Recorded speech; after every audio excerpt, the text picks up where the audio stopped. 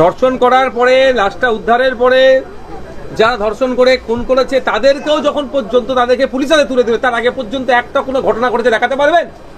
আমার তো মনে একটা কোনো ঘটনা ঘটেনি। মানুষ কখন ক্ষোভ আসলো, মানুষ কখন এই ধরনের জমায়েত শুরু করলো? যখন থানা ওই যার নামে অভিযোগ আছে তাকে ছেড়ে দিল। এই যে ঘটনা ঘটেছে আমার তো মনে একটা পরিকল্পিত ঘটনা। যারা বলেছিল ভরসা ইন আর ভয় আউট, তাদের আমলে বিজেপির নেতা এসে থানা থেকে যার নামে অভিযোগ আছে তাদেরকে ছাড়িয়ে নিয়ে চলে যাচ্ছে। আমরা কোন রাজ্যে বসবাস করি? ধর্ষণ করার পরেও যখন একটা 11-12 বছরের বাচ্চাকে মানে হত্যা করে তাকে যখন হত্যা করা হলো, যখন মানুষ ঠান্ডা মাথায় আছে, তারপরেও যেটা রিয়াক্ট করা দরকার সেই নয়, স্বাভাবিকভাবে যখন এরা ডিল করছে তাহলে তার প্ল্যান সাকসেস হচ্ছে না।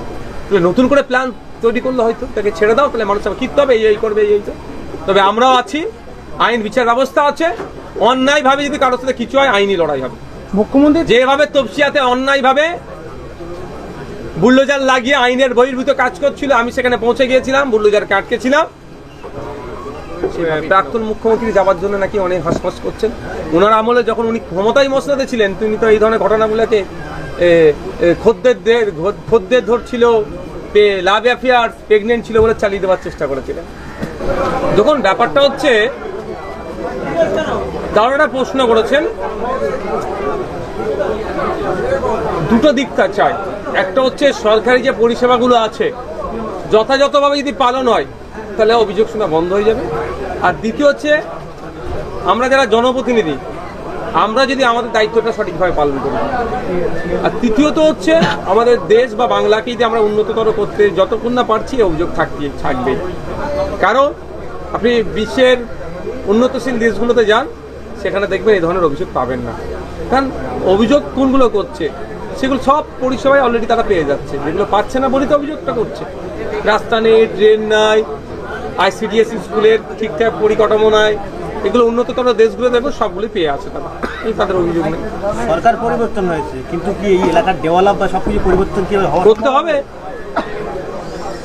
সরকারের কাজ তো ডেভেলপ করা। বিগত সরকার সেভাবে করেনি, নতুন সরকার এসেছে, তার কাছে প্রস্তাব দেবো, করতে হবে সরকার। এখন পর্যন্ত কোন কোন অভিযোগগুলো বেশি উঠে আসছে? দেখুন, বিভিন্ন জায়গায় বিভিন্ন ধরনের, কোনো বিধবা ভাতা, বার্ধক্য উপনীত হয়েছে বা বিধবা হয়ে গেছে, বিধবা ভাতা পাচ্ছে না, এসব সমস্যা আছে। রাস্তাঘাটের কিছু সমস্যা আছে, পানীয় জলের সমস্যা, যে নল বাড়িতে 1 বছর 1.5 বছর আগে লাগিয়ে দিয়ে চলে গেছে, এখনো সে পানি পাচ্ছে না, এটা একটা বড় সমস্যা। গুন্ডাগিরি দমন বিল পাস হচ্ছে বিধানসভায়, সেখানে একেবারে বারুইপুরে 12 বছরের একটা মহিলাকে, বাচ্চাকে, তাকে একেবারে খুন করা হয়, কি বলবেন?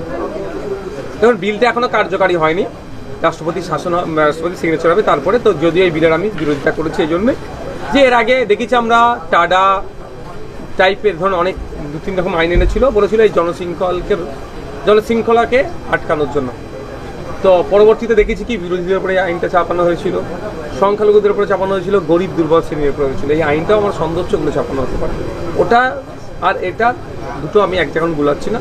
বারুইপুরে যে ঘটনা ঘটেছে অত্যন্ত নিন্দাজনক ঘটনা। যারা বলেছিল ভরসা ইন আর ভয় আউট, তাদের আমলে বিজেপির নেতা এসে থানা থেকে যার নামে অভিযোগ আছে তাদেরকে ছাড়িয়ে নিয়ে চলে যাচ্ছে। আমরা কোন রাজ্যে বসবাস করছি? সেই কোনো না কোনো জায়গায় ঘুরে ফিরে এসে রেপ হয়ে গেলে বলতো লাভ অ্যাফেয়ার আছে, খদ্দের ধরছে, সেই জায়গায় গিয়ে আসছে। শরীর থাকলে যেমন একটু ব্যথা জটটর আছে, একটু ওই ধরনের হচ্ছে, এইগুলো কি ঘুরিয়ে ফিরিয়ে আসছে? এখন দেখার বিষয়, বিজেপির কাছে একটা বড় চ্যালেঞ্জ, শুভেন্দু অধিকারী মহাশয় রাজ্যের মুখ্যমন্ত্রীর কাছে একটা বড় চ্যালেঞ্জ, এটা দিন কীভাবে গ্রহণ করছে। তবে আমরাও লক্ষ্য রাখছি, কোনোভাবেই ছাড় হবে না, কোনোভাবেই ছাড় হবে না। জয়নগরে যেমন একটি বাচ্চা মেয়েকে রেপ করেছিল, সেখানে আমি পৌঁছে গেছিলাম, প্রতিবাদ করেছিলাম। এখানেও আজকে মেয়েটির বাবার সাথে কথা হয়েছে আমার, আজকে যাওয়ার ছিল, বিশেষ কারণে আমি যেতে পারিনি, আমি আগামীতে যাচ্ছি। মেয়েটির বাবার সাথে, পরিবারের সাথে কথা হয়েছে আমার, যে এটা কোনোভাবে ছাড় হবে না, যা আইনি পরিষেবা লাগবে সমস্তটা আমি দেবো, এটা ওনাকে আমি কমিটমেন্ট করছি। এই ঘটনায় কিন্তু দুজনকে গ্রেপ্তারও করা হয়েছে এবং শুভেন্দু দেবী বলছে যে এই ঘটনার সাথে যারা জড়িত অবশ্যই সাজা হবে, এবং পাশাপাশি যারা এই সমস্ত ঘটনায় ভাঙচুর করেছে বা ক্ষতি করেছে তাদেরকেও কিন্তু কড়াভাবে দেখা হচ্ছে বলে। না দেখুন, একটা কথা হচ্ছে, এই জায়গা যেত না তো, ভাঙচুর যেগুলো বলছেন এই জায়গায় কি অবধি যেতই না। সাধারণ মানুষ যারা অভিযুক্ত তাদেরকে নিয়ে এসে যখন পুলিশের তুলে দিচ্ছে, পুলিশ কিভাবে ছেড়ে দেয়? এখন তো দরকার, যা থানার কনসার্ন অফিসার ছিলেন, যে ছেড়েছেন তার বিরুদ্ধে ব্যবস্থা গ্রহণ করা। এই হতো না, ধর্ষণ করার পরে লাশটা উদ্ধারের পরে যারা ধর্ষণ করে খুন করেছে তাদেরকেও যখন পর্যন্ত তাদেরকে পুলিশ হাতে তুলে দেবে, তার আগে পর্যন্ত একটা কোনো ঘটনা ঘটেছে দেখাতে পারবেন? আমার তো মনে হয় একটা কোনো ঘটনা ঘটেনি। মানুষ কখন ক্ষোভ আসলো, মানুষ কখন এই ধরনের জমায়েত শুরু করলো? যখন থানা ওই যার নামে অভিযোগ আছে তাকে ছেড়ে দিল। এই যে ঘটনা ঘটেছে আমার তো মনে হয় একটা পরিকল্পিত ঘটনা, যে ধর্ষণ করার পরেও যখন একটা 11-12 বছরের বাচ্চাকে মানে হত্যা করে তাকে যখন হত্যা করা হলো, যখন মানুষ ঠান্ডা মাথায় আছে, তারপরেও যেটা রিয়াক্ট করা দরকার সেই নয়, স্বাভাবিকভাবে যখন এরা ডিল করছে, তাহলে তার প্ল্যান সাকসেস হচ্ছে না। তাহলে নতুন করে প্ল্যান তৈরি করলে হয়তো তাকে ছেড়ে দাও, তাহলে মানুষ কিনতে হবে, এই করবে, এই তো। তবে আমরাও আছি, আইন বিচার ব্যবস্থা আছে, অন্যায়ভাবে যদি কারোর সাথে কিছু হয় আইনি লড়াই হবে। মুখ্যমন্ত্রী যেভাবে তপসিয়াতে অন্যায়ভাবে বুলডোজার লাগিয়ে আইনের বহির্ভূত কাজ করছিল, আমি সেখানে পৌঁছে গিয়েছিলাম, বুলডোজারকে আটকেছিলাম, সেইভাবে এখানেও হবে। আরজি করে যেভাবে একেবারে আন্দোলন হয়েছিল একটা ঘটনা ঘটাতে, এবং বারাইপুরে সেভাবে কিন্তু রাস্তায় আন্দোলন করতে দেখা যাচ্ছে হবে, না, শুরু বিষয়টা হবে। কি? যেহেতু মুখ্যমন্ত্রী সরাসরি একটা কথা বলেছে, আমি মুখ্যমন্ত্রীর কথা শুনিনি, আমি নির্যাতিতা বা যার মেয়েকে হত্যা করেছে তার পিতার কথা শুনলাম, যে একটা টাইম নিয়েছে। আমরাও দেখছি, কারণ আমরা নির্যাতিতা পরিবারের সাথে কথা আমি বলেছি, আমাদেরকে চাইছেন, তাদের কাছে থানাবো বলেছি, কিন্তু একটা নির্দিষ্ট টাইম অবধি। আজকে কয়েকজনকে সম্ভবত ধরেছে, 3জনকে মনে হচ্ছে, 2জন কি 3জনকে ধরেছে, তাহলে সারা রাজ্যে হবে আন্দোলন। আমাদের অধিকার, প্রোটেস্ট আওয়ার ডেমোক্রেটিক রাইট, কেউ এটাকে কেড়ে নিতে পারবে না। তিলোত্তম আমার বাড়ির মেয়ে, আর ওই খাতুন ও আমার বাড়ির মেয়ে। জয়নগরে যাকে ধর্ষণ করে খুন করেছিল সেটা আমার বাড়ির মেয়ে, আমি সেখানে পৌঁছেছি। মুখ্যমন্ত্রী তিনি বলছেন ফোনে আশ্বাস দিয়েছেন, কিন্তু ওখানে উপস্থিত হয়নি, কি বলবেন? দেখুন, কে কখন উপস্থিত হতে পারবে না হতে পারবে সেটা বলতে পারবো, আমি তো আশা করবো মুখ্যমন্ত্রীকে উপস্থিত হতে হবে। তবে প্রাক্তন মুখ্যমন্ত্রী যাওয়ার জন্য নাকি অনেক হাসপাস করছেন। ওনার আমলে যখন উনি ক্ষমতায় মসনদে ছিলেন, তিনি তো এই ধরনের ঘটনাগুলোকে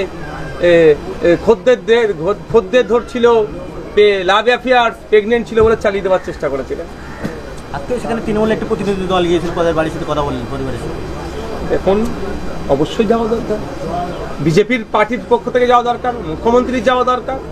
এই ধরনের একটা যে ঘটনা ঘটেছে, এটাকে তো কোনো মতেই এই ঘটনা বাড়তে দেওয়া যায় না।